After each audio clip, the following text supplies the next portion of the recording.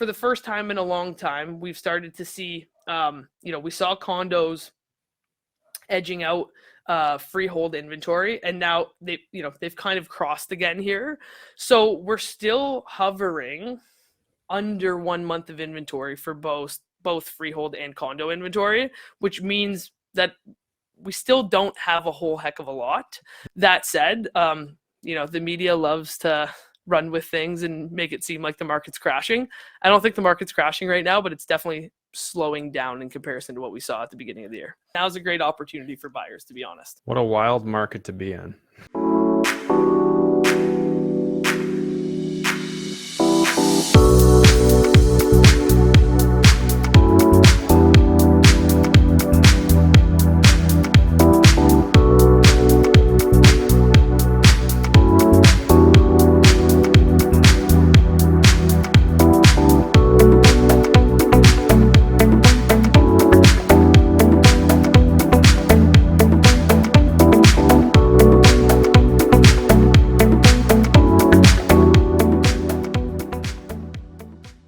Welcome to the Canadian Real Estate Channel, here for another monthly market update. This time we're talking about Toronto. For those of you not familiar with me, I'm Andrew Hines. I am a podcast host and a real estate investor both in Ontario and in Florida. I've got Emma Pace here to do the update. So just before we jump into that, if you do want to find me at the Andrew Hines on Instagram or any of the podcast platforms, just search Andrew Hines. So now let's get into Emma's story. Emma, I hear you've got a growing team and you wanted to do a little shout out right now. Yeah, for sure. Our team's been growing quite quickly. So if there's any agents that are watching this video that are interested in potentially joining a team and think they could be a good fit for us, please reach out to me. The best way to reach me is on Instagram. That's at Pace of Base. Or if anybody's looking to buy or sell real estate in Toronto, of course, happy to give you kind of my thoughts on your personal situation, and you can reach me at Instagram as well. Okay, so Emma, I saw the brief presentation. I know there's a ton of detail in it. There's a lot of statistics and really good charts. It looks like you've put some good time into that. So I'm really excited to see the presentation. For sure. Yeah, let's hop right into it. So I always start these things by, reviewing kind of where we were last month in terms of prices in comparison to where we are right now. And so we'll focus on kind of the right-hand side of this chart here. And this is February's performance in comparison to January. And so if we look, we can see condos and detached homes had the most growth from January to February. So average price point for Toronto condos right now is $822, where previous month was $760. So we've seen some pretty good growth there. Condos and semis were, they grew. It's funny because I want to say like relatively flat, but I think both you and I would agree that 2% growth month over month is still quite good, because that averages out to about 12 a year. So it looks flat. I think we're conditioned to just assume that prices are going up like 5 to 10% a month, but 2 is still pretty good, you guys. So these, haven't grown as much as condos and detached. Detached for the first time ever in February for Toronto homes has surpassed that $2 million mark. So interesting to see. But if we look at that in comparison to other areas of the GTA, we'll say like Halton region, Peel, that kind of thing, this looks like, don't get me wrong, it is a big number. But if you put it into comparison of other areas of the GTA, we aren't too far off from those other regions. Now, what I think was really interesting is, the 4 regions that I track from detached home prices monthly, like Toronto against them, would be Halton region, Peel, and Durham. Both Peel and Halton regions saw a slight pullback last month. And we're talking like, 20 or 30,000 bucks in the grand scheme of $2 million bucks. It's not a whole heck of a lot, but it's just interesting to see. We've seen that. I'm curious to see what's going to happen with Durham over the next couple of months, obviously, as we see the market change. But yeah, the biggest kind of, we'll say, winners were condos and detached. But to me, this number is one that I'm following very, very, very closely, and I'm curious to see what this number is going to be in March. Because if we see another 2% increase, that'll probably tip us over $1 million for the average condo townhouse price. And that leaves the only thing in Toronto edging under $1 million average price point as condo high-rise apartments. So I think we'll continue to see a little bit of pressure here, just based on like the barrier to entry to get into the market. What a wild market to be in.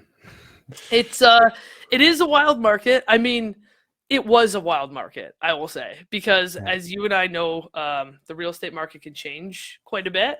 And I think the coming slides will show that we are seeing a little bit of a market shift. So I don't think that we're going to see these numbers on the same trajectory that we've seen, for the coming months is what we've seen in the recent, the beginning of the year, we'll say. So let's go through some important metrics. I always like to look at months of inventory. And so what we're seeing just kind of across, housing types, it's still a relatively strong seller's market. But for the first time in a long time, we've started to see, we saw condos edging out freehold inventory, and now they've kind of crossed again here. So we're still hovering under 1 month of inventory for both freehold and condo inventory, which means that we still don't have a whole heck of a lot. But I do think you can see we went down a little bit here over this last week. I think that's probably as a result of March break, because a lot of people don't like to list their properties on March break. So we didn't see a whole heck of a lot of stuff hit the market last week. But I do think we'll continue to kind of see this edge up as the market softens a little bit. That said, the media loves to run with things and make it seem like the market's crashing. I don't think the market's crashing right now, but it's definitely slowing down in comparison to what we saw at the beginning of the year. And if it is crashing, great time to buy. Yeah, exactly. That's to my later point of this video. But everyone loves to say, hey, call me when the market's not so hot, right? And then we call them and we go, hey, the market's not so hot. And they're like, no, the market's crashing. It's not really that black and white. There's usually like a very big threshold. Now's a great opportunity for buyers, to be honest. Yeah, the whole timing the market thing, that's why that wisdom is time in the market instead. Yes. It's tough. But just on this note, for months of inventory, how many months do you think we'd need to see it at before we'd have a balanced market? Typically, that's going to be 3 to 6, right? So anything under 3 constitutes a seller's market. Anything 3 to 6 is balanced, and anything north of 6 is usually a buyer's market. So do you really have that more than 6 months of inventory? When's the last time we saw that? I can't even tell you the last time I saw it. From the time that I've been tracking this on a month-to-month basis, we're usually in this kind of 0 to 2 range, right? And I don't see this issue going away, right? Like we have more buyers in Canada coming into Canada every year than we can make houses. So it's a recipe for this problem to continue. And I think that, one of the other challenges, in addition to like immigration and just the supply and demand issues that we have in general, is like housing costs. Material costs have increased so drastically as well, right? So if we have that kind of as a baseline of cost to build a house, that pushes things up. Or builders go, well, it's just not as profitable, and so less people start to build, and then we're back in the same territory that we're in now. And to throw a little construction knowledge in there, it's the building code that changes too. Constantly, and insulation requirements and efficiency requirements go up. So when I used to be able to get a water heater that would pass code for under $1,000, now the cheapest water heater I can get that passes code is $3,000 plus. So these are the type of things that keep happening, and they all contribute. So we have so many forces pushing up. It's hard to say, I'll wait for the market to come back down. I mean, yes, I think it will in short bursts, but timing those will be challenging. Yeah, and I agree with you there that, if we look back into my career, we see kind of like what that biggest disparity for like price retraction was. That would be when we implemented the first time, or the stress test, speculation tax. The stress test, yes, in Toronto, when we brought in the non-residence tax, we saw a really good pullback in terms of prices. Now, how long did that last for? I don't know, 60 to 90 days, right? And then it was right back up, right? Yeah, so there is could prices pull back? Maybe, but are you going to be the buyer that maximizes that opportunity and actually pulls the trigger in that window? Or are you going to say the market's crashing, miss the window, and then be frustrated when the market, continues back on the same trends that we've seen before? So to your earlier point, it's not really about it's not really about trying to time the market. It's Hmm. find a property that you would feel comfortable Yeah. living in if you're an end user for 5 to 10 years. And if you are flipping or you have shorter term plans, then you might want to wait a little bit. But if you've got long term plans, I think now is a Yeah. really great opportunity for buyers. Yeah, like as long as you have one of your exit strategies is to just refinance and rent, even if you have to Yeah, leave money in, if that's for sure. cool. It's hard to say buy cash flowing in Toronto. I mean, I'm sure it exists, but it's Yeah, probably pretty it's hard to it's find. becoming more challenging. More of a unicorn.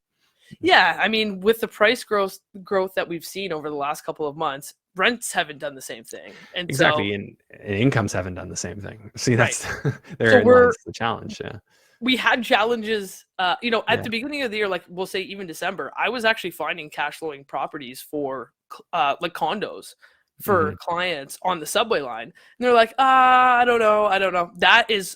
It was like, maybe 75 days ago, long gone.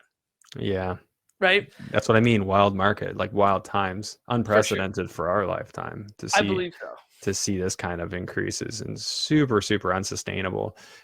So yeah, many layers to that onion that we could dig into, but Yeah, let's keep on totally. moving.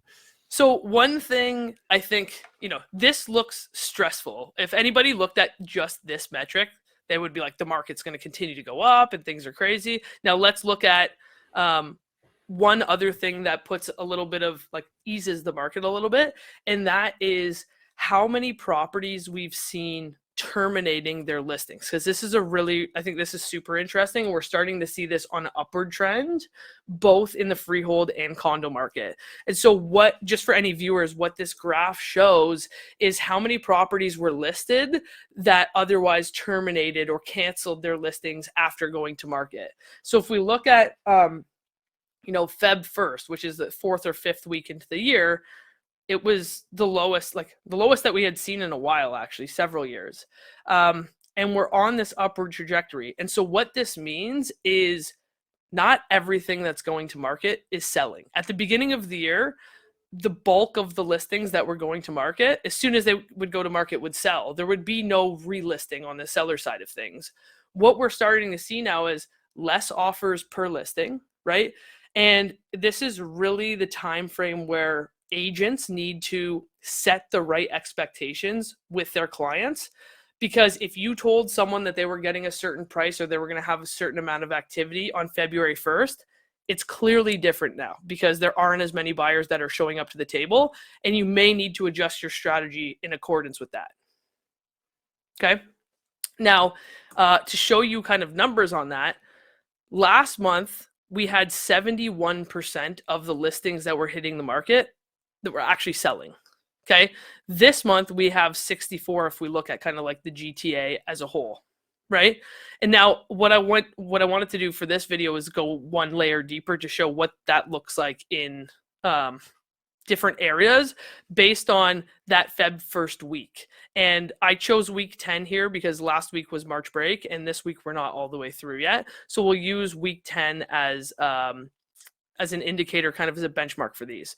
So if we look at Toronto as a whole, this is composite. We're talking detached, semi-detached condo townhouses and apartments. On week 4, almost 80% of the listings that were hitting the market sold. Okay.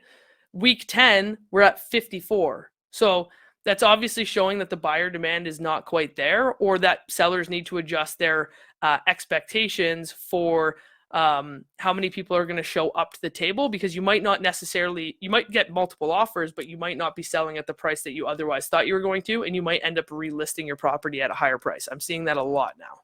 I like that you pointed that out. The market needs to find its new equilibrium. Yes, Sellers' expectations too high. Got to come back a little bit.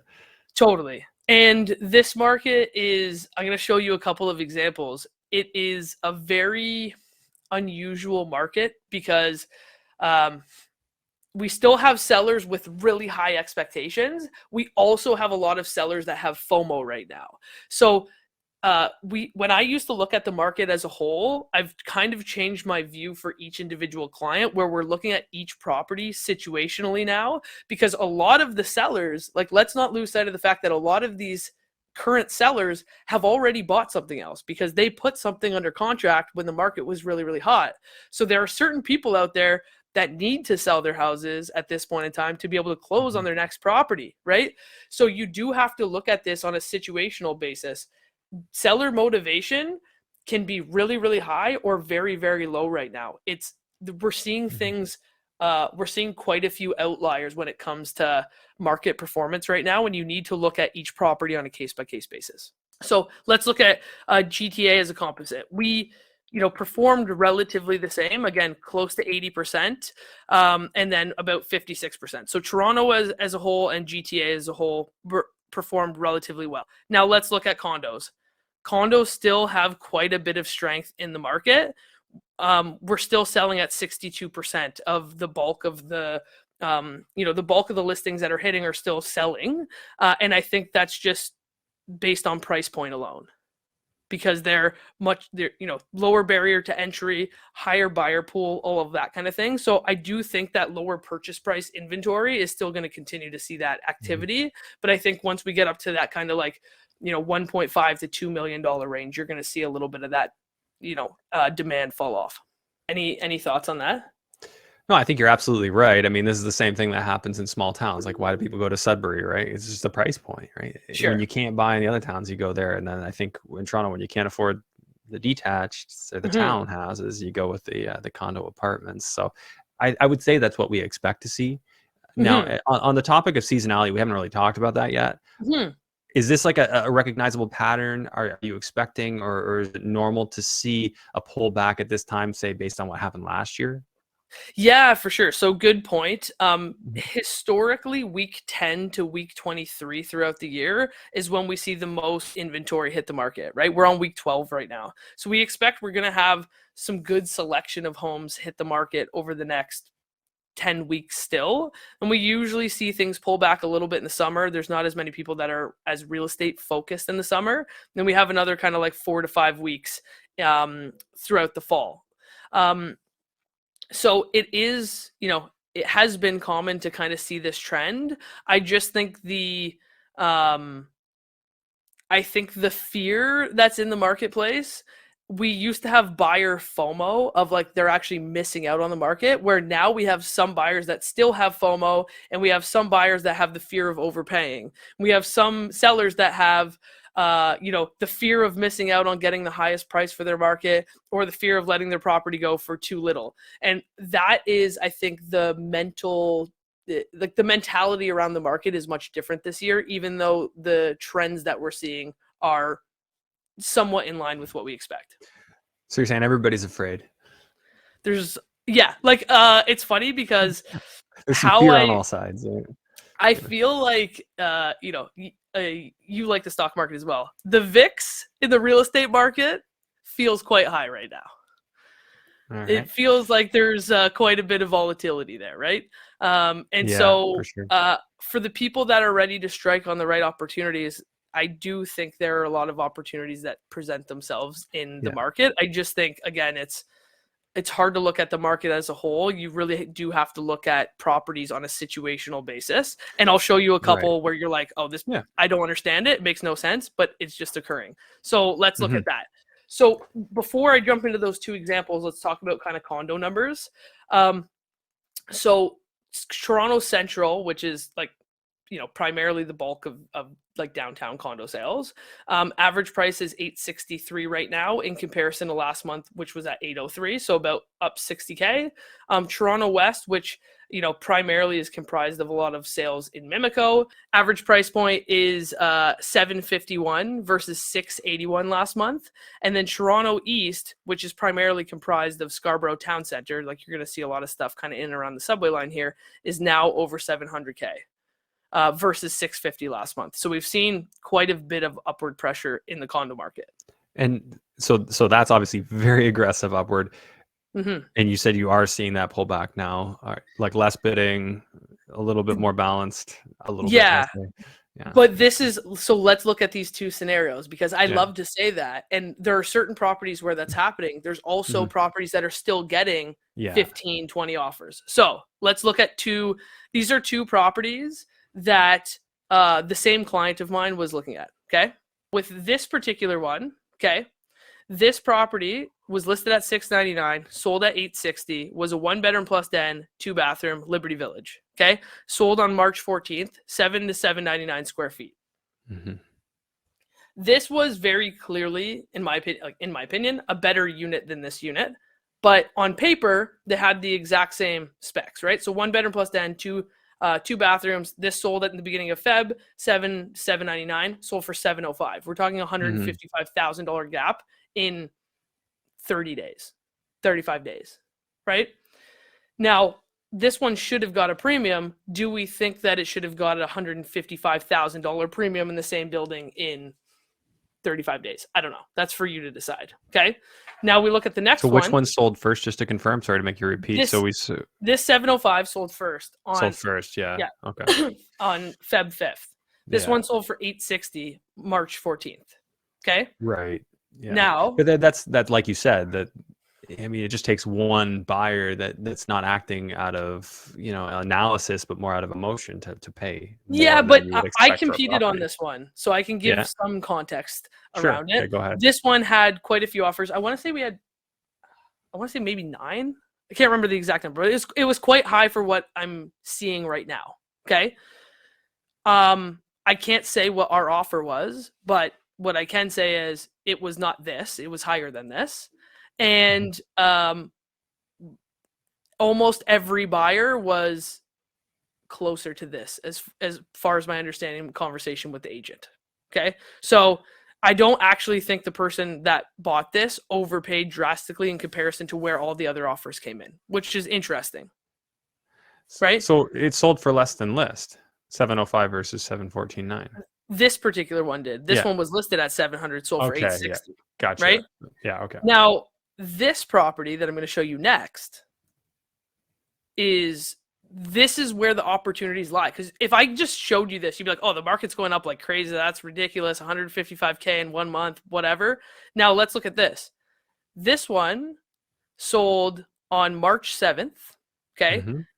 1 bedroom, no den, 2 bathrooms, $7 to $799 for square feet, sold at $770. So $1,000 a square foot or so. I don't have the exact square footage, but we'll say that. Okay.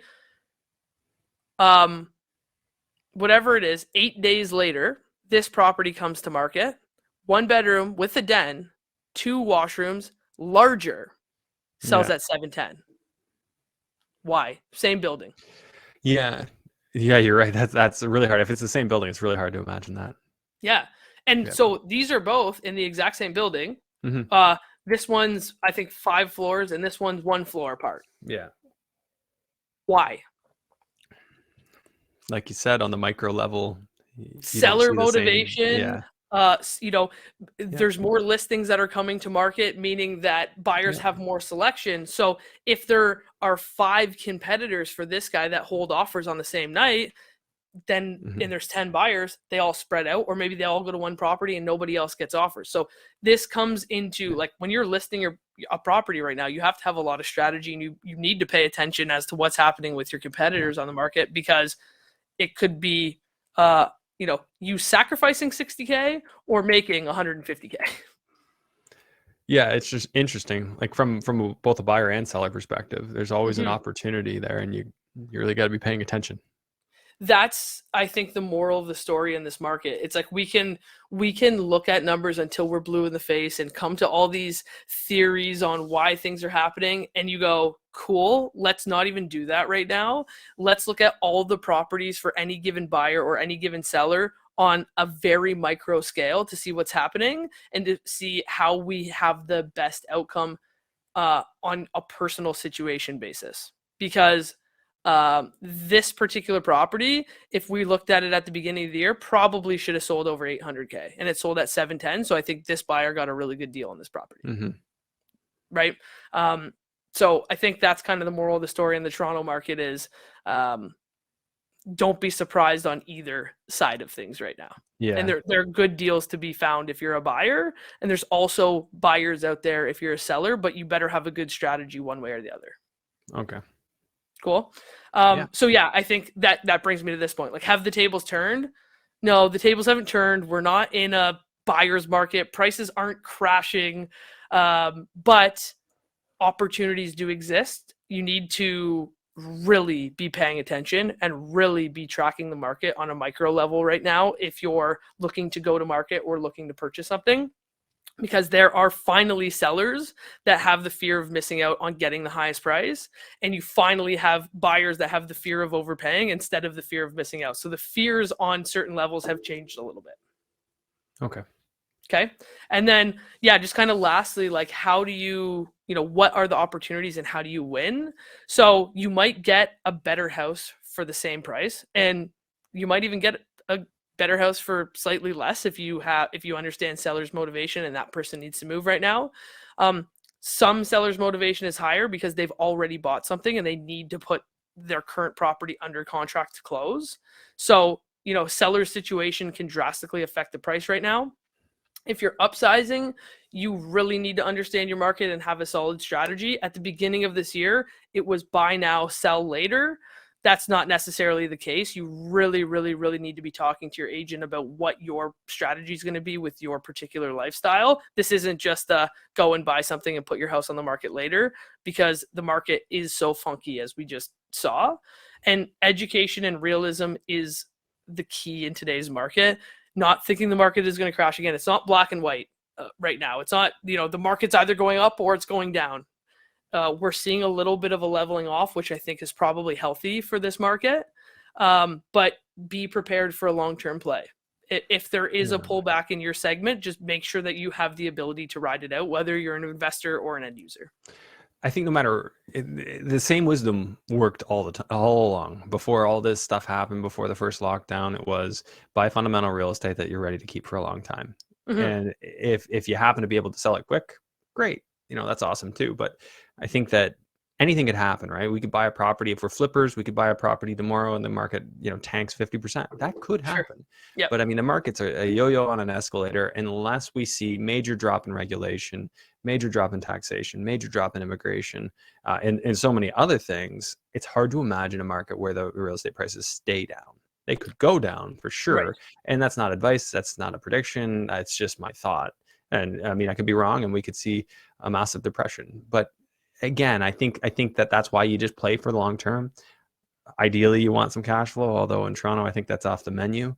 But I think there's micro situations where it is possible still. I guarantee there are.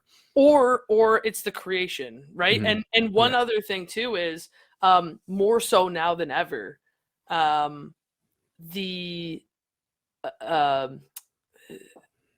guess turnkey properties, right? The difference between turnkey properties and something that needs work in the eyes of a buyer, especially end users, from my conversations with them, are so scared about renovations because material costs have increased, because contractors have been delayed and all this kind of stuff. So if you're okay to do a little bit of work, flooring, painting, all these kinds of things, there's so many buyers that I'm talking to right now that are so adverse. They have no desire to do that whatsoever. So I think there really is a good opportunity out there for those that are looking for, potentially forced appreciation in today's market, or the creation of cash flow, but buying for cash flow on day one is very difficult to do. You still can create it though. That's a great point you make. Yeah, go find what other people don't want to do and go do that. That's the opportunity. Yeah, people don't want to buy one that needs work. There's an opportunity. And I think it's always like that. Pre-COVID,